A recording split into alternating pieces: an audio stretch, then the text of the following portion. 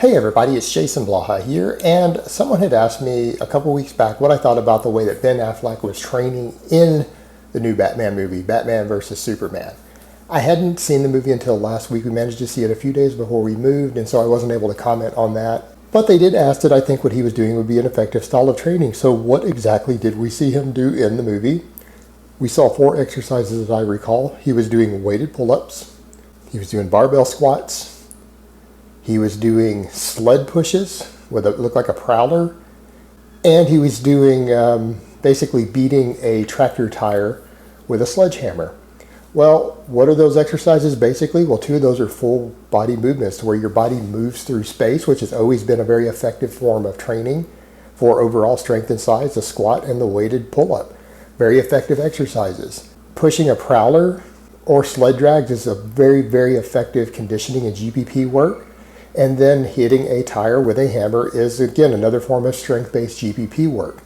The 4 things that he's doing are pretty common training for field athletes and contact sport athletes today. So for someone who wanted to be athletic, which is what Batman would want to be, obviously Ben Affleck came in looking quite a bit like a bodybuilder in this movie. He made a pretty serious transformation himself. But what we saw demonstrated in the movie, yeah, they probably just had some strength and conditioning coach who works with various athletes just pick some things to do on camera that actually are realistic. Would a character like Batman, how would he train? He would probably train very much like a MMA fighter or an American football player. The exact sort of training they do, what he was demonstrating in the movie is the sort of training that these guys do day in and day out for those sort of sports. And it's exactly what I would expect Batman to be doing.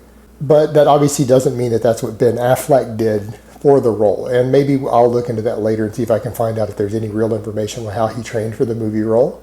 But given the tremendously quick nature of his transformation for it, I think it's fair to say he was definitely on some creatine and whey protons for that transformation.